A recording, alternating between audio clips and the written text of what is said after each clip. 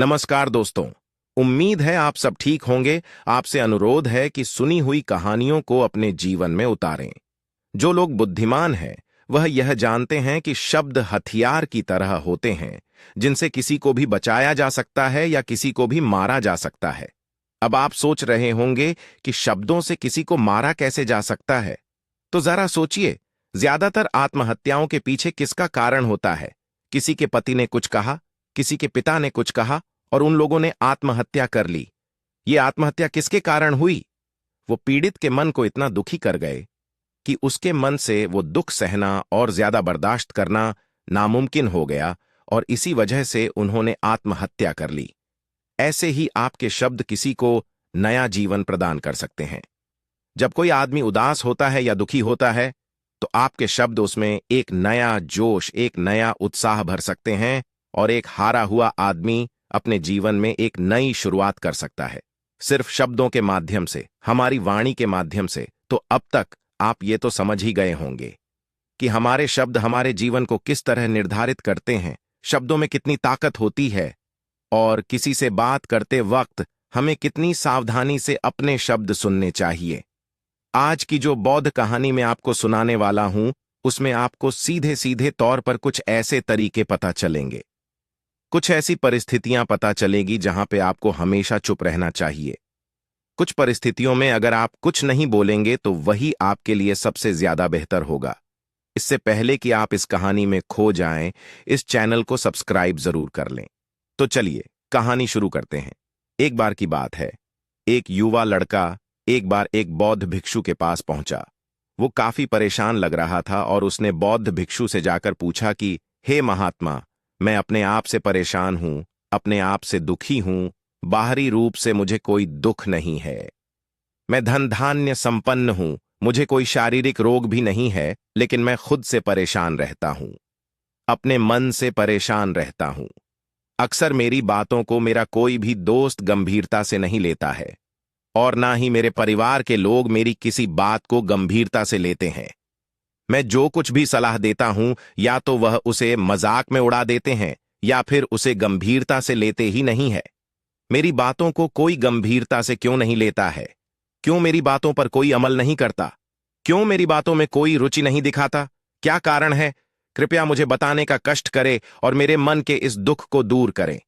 यह सुनकर बौद्ध भिक्षु ने कहा कि आज सुबह मैं चालित ध्यान करके वापस आ रहा था।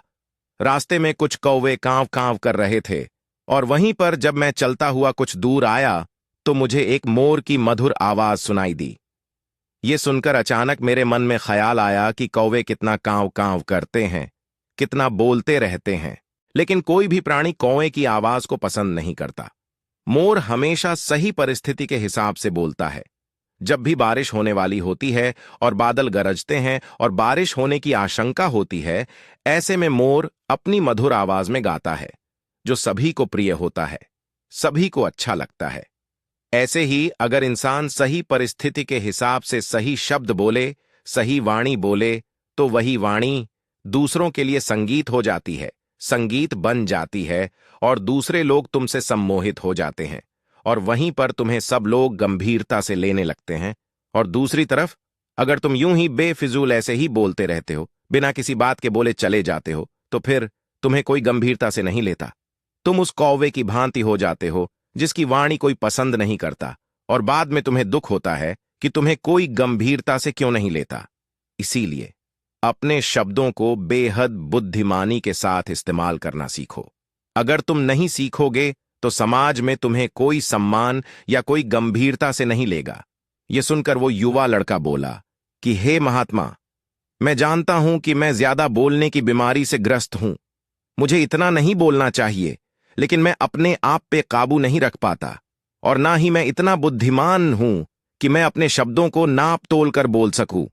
मैं तो किसी से बात करते वक्त इतना सोचता भी नहीं कि मुझे अपने शब्द किस तरह इस्तेमाल करने हैं। कृपया करके कुछ ऐसी परिस्थितियां बता दीजिए जहां पर मुझे कम बोलना है या फिर बोलना ही नहीं है, हमेशा चुप रहना है। अगर आप मेरा ऐसे मार्गदर्शन कर सकते हैं तो मेरा जीवन आसान हो जाएगा और मुझे ज्यादा दिमाग या अपनी बुद्धि लगाने की भी जरूरत नहीं पड़ेगी। यह सुनकर बौद्ध भिक्षु ने मुस्कुराते हुए कहा कि बेटा, वैसे तो इंसान को हर परिस्थिति में सोच समझकर ही बोलना चाहिए, लेकिन अगर वो हमेशा होश में नहीं रह पाता है, ध्यान में नहीं रह पाता है, तो मैं तुम्हारे दैनिक जीवन की कुछ ऐसी परिस्थितियां बता रहा हूं जहां पर तुम्हें हमेशा चुप रहना है। अगर तुम ऐसी जगहों पर कुछ बोलोगे तो तुम्हारा अपमान ही होगा या फिर तुम्हें कोई गंभीरता से नहीं लेगा। सबसे पहली जगह है, या यूं कहे ऐसी परिस्थिति जहां पर इंसान को हमेशा चुप रहना चाहिए, वो है जब किसी ऐसे विषय के बारे में बातचीत हो रही हो जिसके बारे में आपको कोई जानकारी ही नहीं है। तो ऐसी परिस्थिति में व्यर्थ में बीच में टांग अड़ाना, अपना ध्यान देना, व्यर्थ का ध्यान, आपको कुछ पता नहीं है लेकिन फिर भी आप अपना ध्यान देने के लिए उत्सुक हैं, तो ऐसी जगह पर आपका अपमान ही होगा। जरा तुम खुद सोचो, जब कोई बीमार आदमी अपनी बीमारी के बारे में चर्चा कर रहा हो और आपको उस बीमारी के बारे में कोई भी ज्ञान नहीं है, लेकिन फिर भी आप व्यर्थ में, बेकार में उसे ऐसी ऐसी औषधियां बता रहे हैं जिनका उसकी बीमारी से कोई तालमेल ही नहीं है, तो ऐसे में आप अपनी प्रतिष्ठा अपने हाथों से खो रहे होते हैं और आपको पता ही नहीं होता। ऐसी परिस्थिति में आदमी को हमेशा सुनना चाहिए। ध्यान से सुनना भी एक कला होती है। अगर आप सुनने का दिखावा करेंगे तो कहीं ना कहीं सामने वाले आदमी को यह एहसास हो जाता है कि ये मेरी बात पूरे ध्यान से नहीं सुन रहा है। इसीलिए जब आपको किसी विषय के बारे में पूरी तरह से जानकारी ना हो तो वहां पर केवल अपने कान लगाना ही ज्यादा महत्वपूर्ण होता है, ज्यादा जरूरी होता है। आप उस इंसान की बातें ध्यान से सुन सकते हैं और इसी बीच आप दोनों के बीच एक संबंध पैदा होगा और उस संबंध सच्चा होगा, क्योंकि आपने उसके बात को बड़े ही ध्यान से सुना है और इस बात का पता सामने वाले को भी होता है। तो हम बिना कुछ बोले सिर्फ सुनने मात्र से किसी को अपना दोस्त है, अपना मित्र बना सकते हैं। इस बात को हमेशा ध्यान में रखना। दूसरी जगह जहां इंसान को हमेशा चुप रहना चाहिए वो है खाना खाते वक्त। खाना इंसान को हमेशा चुप रहकर खाना चाहिए, मौन रहकर खाना चाहिए। महात्मा बुद्ध और उनके भिक्षु हमेशा चुप रहकर भोजन करते हैं, शांत भाव से भोजन करते हैं, परिपूर्ण होकर भोजन करते हैं, पूरी तरह से करते हैं, एक एक टुकड़े का स्वाद लेकर भोजन करते हैं। और ऐसा भोजन जब आपके शरीर में पहुंचता है तो वो आपके अंग अंग तक ऊर्जा पहुंचाता है। अक्सर हम भोजन करते वक्त कुछ ना कुछ बोलते रहते हैं, कुछ ना कुछ सुनते रहते हैं, लेकिन मौन रहकर पूरा स्वाद लेकर उस भोजन को कभी नहीं करते। हम उस भोजन को करते वक्त आधे अधूरे ही रहते हैं और इसीलिए हमारा शरीर रोगों से ग्रस्त हो जाता है। जरा तुम खुद सोचो, बौद्ध भिक्षु हमेशा भिक्षा लेकर भोजन करता है और भिक्षा भी कितनी बिल्कुल मामूली सी, और वो भी एक वक्त, तो एक वक्त भोजन करने के बाद भी वो इतने स्वस्थ रहते थे, इतने उत्साह, जोश और आनंद से भरे होते थे। और हम तो इतना खाना खाते हैं, इतनी सारी भोजन की सामग्री हमारे लिए उपलब्ध होती है, लेकिन हमारे शरीर में कोई ऊर्जा नहीं होती। इसका सबसे बड़ा कारण होता है कि हम अपना भोजन होश में नहीं करते हैं, परिपूर्ण होकर नहीं करते हैं, मौन रहकर नहीं करते हैं। इसीलिए अपना भोजन हमेशा मौन रहकर ही करो। तीसरी जगह जहां पर अगर आपने चुप रहना सीख लिया तो इसका मतलब यह है कि आपने अपने ऊपर विजय हासिल कर ली। जी हां, गुस्से में शांत रहना या चुप रहना इतना आसान नहीं होता है। अक्सर हम गुस्से से भरकर कुछ ऐसे शब्द या अपशब्द बोल जाते हैं जिसका पछतावा हमें हमेशा रहता है, लेकिन जुबान से निकला हुआ शब्द वापस नहीं हो सकता, उस शब्द को मिटाया भी नहीं जा सकता। अब वो जिंदगी भर हमारे दामन से जुड़ चुका है और वो गुस्से में बोला गया। अब शब्द हमारे मन को समय समय पर बेचैन करता रहता है, दुखी करता रहता है, लेकिन गुस्से के वक्त चुप रहना सीखना भी एक बहुत बड़ी कला होती है। गुस्से में आदमी का अपने ऊपर काबू कहाँ रहता है, अपनी इंद्रियों को वश में कहाँ रख पाता है। इसीलिए इस कला को आप तभी सीख सकते हैं जब आप गुस्सा भी होश में रहकर कर पाए। जब भी आपको गुस्सा आए, आपके दिमाग में सिर्फ एक ही बात आए कि मुझे चुप रहना है, मुझे किसी से कुछ गाली गलौच नहीं करना, किसी को कोई अपशब्द नहीं बोलना। और जब ये विचार गुस्से के साथ जुड़ जाता है और धीरे धीरे ये आदत बन जाता है तो आप अपने गुस्से को भी काबू में करना सीख जाते हैं। जब भी कभी गुस्सा आए तो किसी को कुछ बोलने की बजाय कुछ शारीरिक व्यायाम करना शुरू कर दो। उछलना, भागना, दौड़ना, जिम करना, कुछ भी आप ऐसा व्यायाम कर सकते हो जिसमें आपका शरीर थक जाए। आप पाएंगे कि जब आपका शरीर थक जाता है तो आपका मन भी शांत हो जाता है। आपने उस गुस्से की ऊर्जा को एक सकारात्मक रूप दे दिया और यही बुद्धिमान व्यक्ति की पहचान होती है, जो दूसरों के तानों से भी अपना घर बना लेता है, अपनी कामयाबी के रास्ते निकाल लेता है। वही सच में बुद्धिमान आदमी है जो जहर को भी दवा बनाकर इस्तेमाल करना सीख जाए। वही असली बुद्धिमान होता है। चौथी जगह जहां आप चुप रहेंगे तो आपके लिए वही सबसे ज्यादा बेहतर होगा, वही आपको सम्मान दिलाएगा। चौथी जगह है जब चार लोग आपस में बैठकर बातें कर रहे हो। कोई बैठक कर रहे हो तो वहां पर जब चार लोग बात कर रहे होते हैं तो चारों लोग एक साथ तो बात कर नहीं सकते।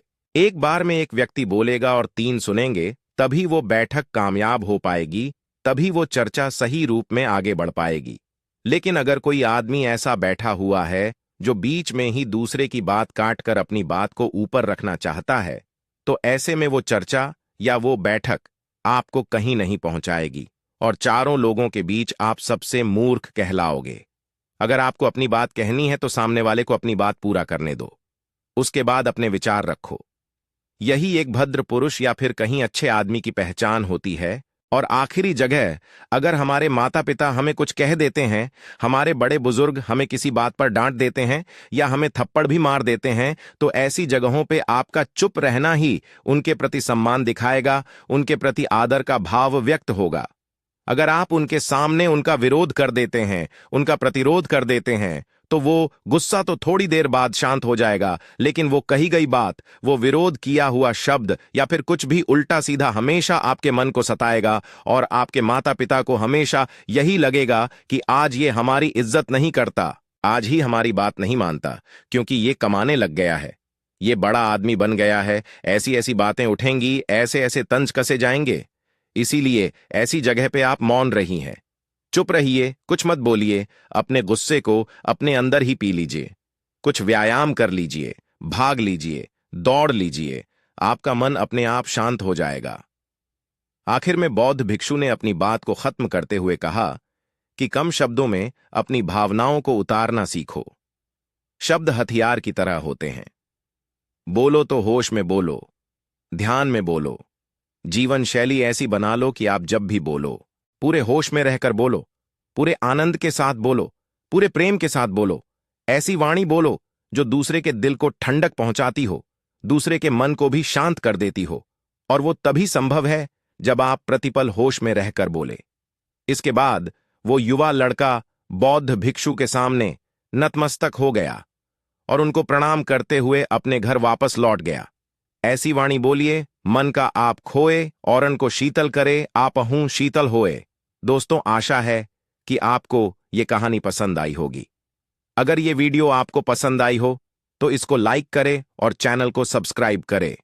धन्यवाद।